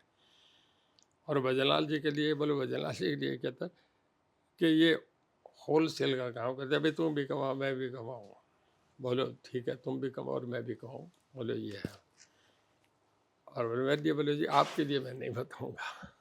बोले नहीं नहीं बता क्या कहते हैं। बोले आपके लिए ये कहते हैं कि बहुत क्रूर और निर्दयी प्रशासक है। बोले भाई इतना बुरा तो नहीं। बोले मैंने आपसे कहा था आप ये ना पूछो, जो बाहर की आप बात कह रहे हैं तो मैं ये है। तो अलग अलग हर आदमी का एक बार इम्प्रेशन बना होता है। तो ये बहुत सीनियर ऑफिसर ने मुझे बताया कि एक दिन मेरी बंसीलाल की ये बात हुई तो उसने ये बात चर्चा करा। हरियाणा के लीडर्स के बहुत बड़े बड़े अलग अलग किस्से हैं जो रहता है। देखिए चीफ मिनिस्टर कुछ देर के लिए होता है, पर व्यवहारिक तो सब आदमी एज मैन ह्यूमन बीइंग तो सारे ही है ना, सब बातें सब में होती है, स्वभाव तो नहीं बदला जा सकता। जब पेंशन की शुरुआत हुई उस वक्त क्या रहा था सर? कब शुरुआत की जब चीज? पेंशन की शुरुआत ताऊ देवीलाल के मन में आइडिया कहाँ से आया, किस तरह, जब वो डिज्नीलैंड गए हुए थे? हाँ वो हम्म, पेंशन की बात कर रहे हैं ना। हाँ मैं भी चौधरीलाल के साथ गया हुआ था और ओझा साहब थे, प्रिंसिपल सेक्रेटरी थे, हम तीनों अमेरिका गए हुए थे। तो इंडियाना पुलिस है वहाँ उनका ऑपरेशन हुआ था मेथोडिस्ट हॉस्पिटल में, शिकागो से कुछ 400 किलोमीटर आगे। तो ऑपरेशन होने के बाद कुछ दिन रेस्ट के लिए मिला था। तो वहाँ होता है कि जब भी कोई हमारे प्राइम मिनिस्टर जाते हैं तो एनआरआई वाले बुलाते हैं, एनआरआई जितने हैं वो बुलाते हैं। हमारे चीफ मिनिस्टर जाएँ तो मनोहर लाल जी जाएँ, नायब सिंह सैनी जाएँ, भजनलाल जी गए, बंसीलाल गए, हर एक को बुलाते हैं। तो चो साहब को शिकागो में रात को बुला रखा था। तो कोई 300-400 थे, डॉक्टर्स थे, हरियाणा के थे, राजस्थान के थे, पंजाब के थे, यूपी के थे, मोस्टली डॉक्टर थे, बाकी दूसरे लोग भी थे। तो कहने लगे जी कि सब अपना अपना हम यहाँ तब से सेटल्ड हैं जी और हम ये कर रहे हैं, हमने एक वो बना रखा है। तो एक कोई कहने लगे कि जी हमने ये हमारा खर्ड पंच है। बोले भाई तुम यहाँ अमेरिका में भी खर्ड पंच बना। बोले जी कई बार हमारे आपस के झगड़े हो तो फिर खर्ड पंच को देते हैं, ये कहते मजाक में कहने लगे। हरियाणा के थे। तो फिर वो एक रिटायर्ड जज थे पंजाब हरियाणा हाई कोर्ट के, वो खड़े होकर कहने लगे कि चो साहब 1 मिनट मैं बोलूँगा। बोले हाँ बताइए। बोले जी मैं रिटायर्ड जज हूँ पंजाब हरियाणा हाई कोर्ट का और यहाँ मेरे नाती हैं, उनसे मिलने आया हूँ।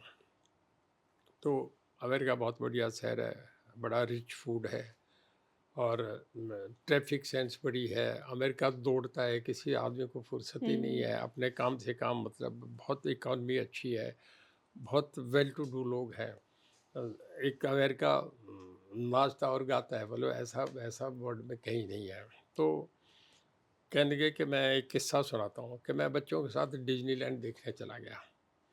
जब टिकट लेने लगे तो जब बच्चों का, मेरी बेटी का, दामाद का और बच्चों का टिकट लिया तो दे चार्ज $5 और जब मेरा टिकट आया तो उन्होंने $1 लिया।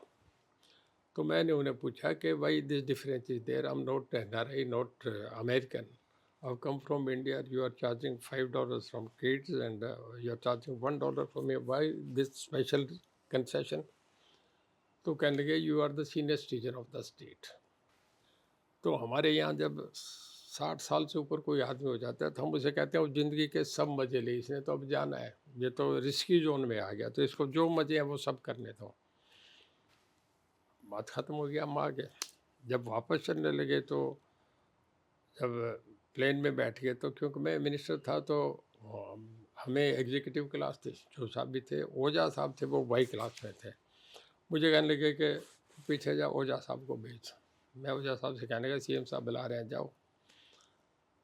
तो जो साहब ओझा साहब से कहने लगे कि ओझा साहब ये बताओ, हम अमेरिका तो नहीं है, ना तो इतना पैसा, ना हम डिज्नीलैंड बना सकते, ऐसी जगह तो हम नहीं कर सकते, पर ये बताओ कि अगर 60 साल से ऊपर आदमी को हम 100 रुपया पेंशन, बुढ़ापा पेंशन बांधे तो कितना खर्चा बनता है। तो उस वक्त 14 लाख रुपया महीने का खर्च आ रहा था।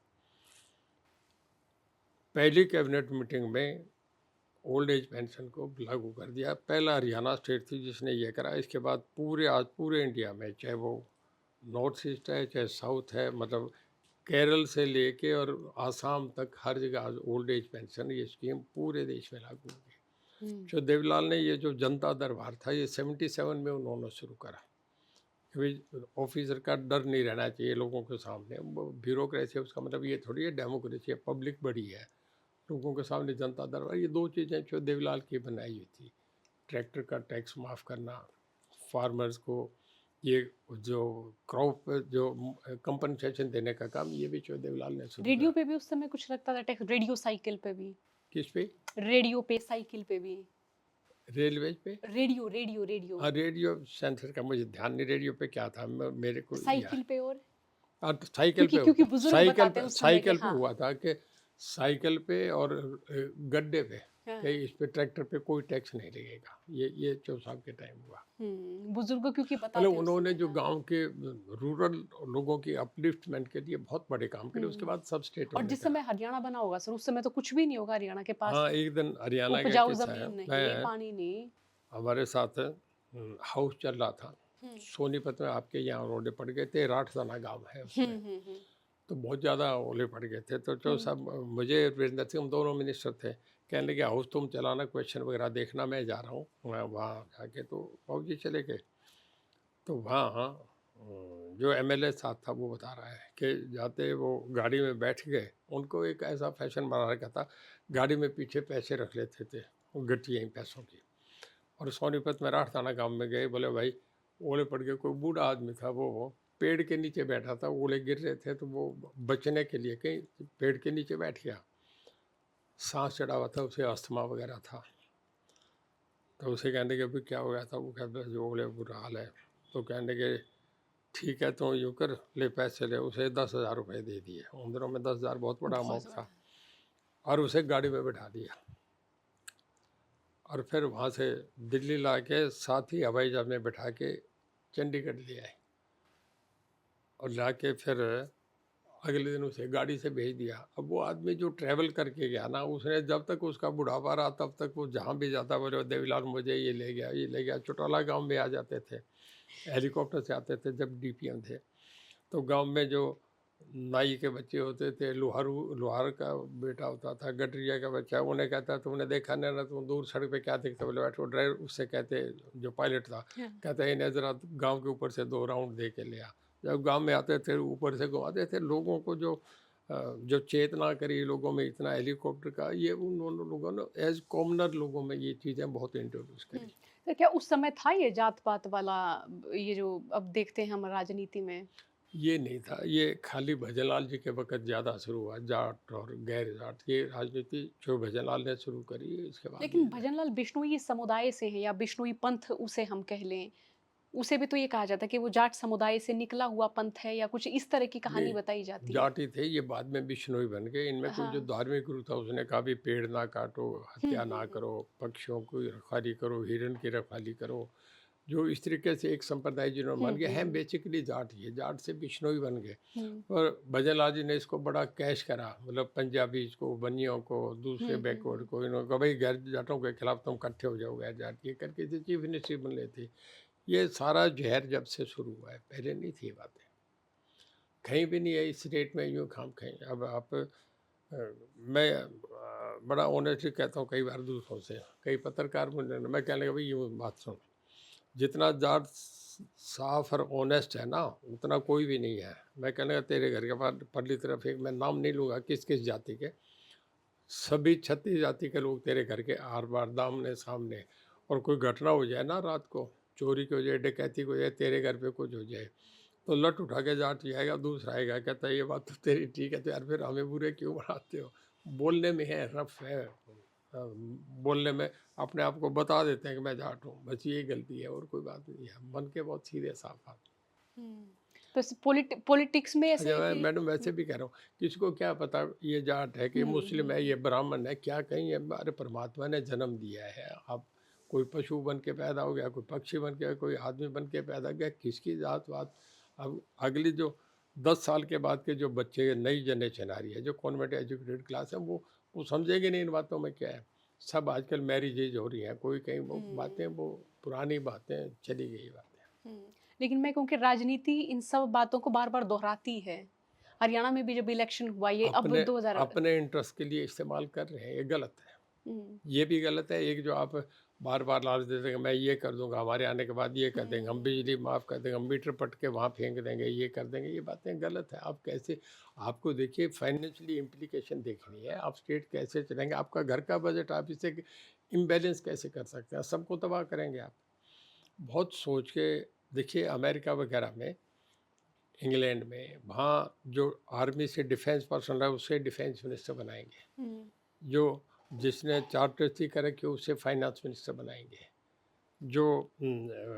जो आपका फॉरेस्ट से कनेक्टेड होगा उसको फॉरेस्ट मिनिस्टर बनाएंगे, ताकि वो ठीक चला सकें। प्रोफेशनल लोगों को ला के वो आगे करके चलाएंगे। आपको देश आगे बढ़ाना है, स्टेट आगे बढ़ानी है, तो इन बातों से, झूठे वायदों से लोग ताली बजाएंगे, फिर रोएंगे, वो ठीक नहीं।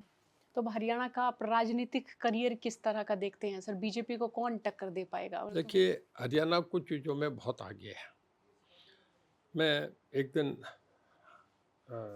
मोदी साहब से मिला, मैं उन्हें कहने लगा, मैं कहने लगा साहब मैं कुछ बातें आपसे शेयर करूं, ताकि ये आंदोलन की बात है। तब मैं उन्हें कहने लगा, मैं कहने लगा जी ये एक गलत समझ रहे हैं, मैं ये जो भीड़ इकट्ठी हो रही है ना यहाँ दिल्ली के बाहर, ये एक लीडरलेस लोग आ गए, इनका कोई नेता ही नहीं है। और ये जब फार्मर्स ट्रैक्टर लेके इकट्ठे हो गए थे, इसको बहुत तरीके से आप हैंडल करो। मैं कहने लगा ये लोग छेड़ने से चिंगरते हैं, ये ऐसी क्लास है। मैं कहने लगा जाट जट सिख, वो जाटों से जट सिख बने हैं। मैं कहने लगा जी आप हिस्ट्री उठा के देख लें, जब ज्वाइंट पाकिस्तान हिंदुस्तान था, मोहम्मद गोरी आया, मोहम्मद गजनी आया, मैं हिस्ट्री का स्टूडेंट रहा हूँ, तो अहमद शाह अब्दाली आया, तो जब भी कुतुबुद्दीन ऐबक आया, ये जब हकम नादिर शाह आया, तो जब ये ह्यूग आए, तो मैं कहने लगा हुण आए, तो इन सब को किसी ने ना लाहौर में रोका, ना अमृतसर में रोका, ना इन्हें किसी ने कराची पेशावर में रोका। सब लड़ाइयाँ पानीपत में हुई है। तो पानीपत के बाहर कौन थे? मेरठ देख लो, जींद देख लो, सोनीपत देख लो, रोहतक देख लो, सारी जाट बेल्ट थी। मैं कहने लगा अब दूसरा आ जाऊँ, आज भी आप बॉर्डर पे देख लो, चाइनीज़ बॉर्डर पे देख लो, पाकिस्तान की बॉर्डर पे, या जाट रेजिमेंट है या सिख रेजिमेंट है। फिर मैं कहने लगा अब तीसरा फिजिकली, अब आ जाए। फिजिकली तो स्ट्रॉन्ग है ही। आज के दिन अगर मेडल जीत के आते हैं, तो अब आप अगर मेडल गिने, सर्विस चीज़ के सारे गिने, तो अकेला 50% हरियाणा जीत के आता है। तो फिजिकली तो है ही, चाहे बॉक्सिंग में, चाहे रेसलिंग है, चाहे कबड्डी है, किसी मामले में। तो इन लोगों को बहुत टेक्निकली बुला के इन्हें हैंडल करो तो सब डिफ्यूज़ हो जाएगा। तो वैसे ही देखिए, फार्मर्स के मामले में भी बड़ी स्टेटें होंगी, और मध्य प्रदेश बहुत बड़ी स्टेट है, राजस्थान बहुत बड़ी स्टेट है, पर एग्रीकल्चर स्टेट पंजाब हरियाणा को ही गिनते हैं। सबसे आगे लीड पंजाब हरियाणा पूरे नॉर्दर्न इंडिया को लीड करता है। और किसान आंदोलन का भी मैं कहूँ कि इतना और कुछ जो इम्पैक्ट उन चुनाव में स्टेट नहीं नजर है आया। जी, किसान आंदोलन का इम्पैक्ट चुनाव में भी नजर नहीं आया, बीजेपी जीती फिर नहीं भी। है, बस वो वैसे ही लोगों ने, है ना, कुछ लोगों ने किसान के नाम की दुकानें खोल ली, और उन्होंने इसको लोगों को, आम भोले लोगों को लूटना शुरू करा, पैसे इकट्ठे करने शुरू कर दिए, उससे आंदोलन बदनाम हो गया। फिर वो जो एक झंडा फ्लैग जो बांधा उस पर लाल किले पे, उससे भी सब लोग विड्रा करके उसे एक क्लास का आंदोलन रह गया। ये करके बाकी फार्मर्स की देखो प्रॉब्लम तो है। मैं आपसे बताऊं, फार्मर्स में एक आदमी जिस पे मिनिमम होल्डिंग आज है 2 एकड़, जिसके पास है 50 लाख से कम ज़मीन का भाव नहीं है, 40 लाख 50 लाख, गुड़गांव और सोनीपत चले जाएं तो करोड़ों के एकड़ है, 40-50 लाख रुपए आम पंजाब हरियाणा में है। जिस आदमी पे 2 एकड़ ज़मीन है, उसकी कीमत लगाए तो 1 करोड़ रुपया होगी। 2 एकड़ वाले ज़मीन है, उसके बच्चे के नाम स्कूल में कट जाते हैं, फीस पैसा भरने को नहीं है। उसको जब बुक्स लेनी पड़ती है 9th से 10th में जाता है, तो उसे सेकंड हैंड लेनी पड़ती है 25% नई बुक्स पे, वो स्टेशनरी पे जाके किताबें नहीं ले सकता। उसको कॉन्वेंट स्कूल में वो नहीं पढ़ सकता, पब्लिक स्कूल में नहीं पढ़ सकता। अब मैं कंपैरिजन कर रहा हूँ, ये तो उसकी हालत है। घर में अगर उसके कोई मेहमान आ जाए या घर में कोई बीमार हो जाए तो 10,000 रुपये अगर हॉस्पिटल के लिए लेना पड़ता है, तो 3 रुपये, 2 रुपये, 4 रुपये सैकड़े पे लेके वो जाता है। ये उसकी हालत है। पैर में जूते नहीं है, जिसकी 1 करोड़ की प्रॉपर्टी है। जो रेडी लगाता है, चाहे वो वेजिटेबल्स की है, चाहे वो फ्रूट्स फास्ट की है, फूड, हाँ, कुछ चाहे भी। दही बल्ला की है, उस रेडी की प्लस उस पे जितना ईटेबल स्टफ है वो सारा 2 लाख रुपया नहीं है। वो आदमी शाम के 5,000 कमाता है। उसके घर में एंटीना लगा हुआ है, उसका बेटा रिक्शा पे बैठ के टाई बांध के पब्लिक स्कूल में पढ़ने जाता है, और वो 18 लाख रुपया, मतलब 5,000 रुपया रोज़ का, मतलब 1.5 लाख रुपया महीने का, और साल के 18 लाख, 2 लाख की इन्वेस्टमेंट, साल के 18 लाख। और जिसकी 50 लाख रुपए, एकड़ 2 एकड़ ज़मीन है, उसका अगर ठेके बाज़ार में दें तो 50,000 से ऊपर ठेका नहीं, 1 लाख रुपया ठेका मिलता है। ये उस आदमी की ना समझ पे, वो कमा रहा है, कर रहा है, उस पर दूसरा ऑप्शन नहीं है। नहीं तो खेती के अमेरिका में आप जापान से लेके इधर ऑस्ट्रेलिया ले लें, उधर कनाडा ले लें, अमेरिका, ये आखिरी इसके बीच दुनिया आ गई। कहीं भी 3% से लेकर 7% तक खेती करते हैं, कोई खेती नहीं करता। ये हिंदुस्तान, पाकिस्तान, श्रीलंका, बांग्लादेश, ये 4 देश ऐसे हैं जहाँ केवल खेती करते हैं। 70% खेती, ऑप्शन नहीं है। अगर ऑप्शन हो तो कोई खेती नहीं करे।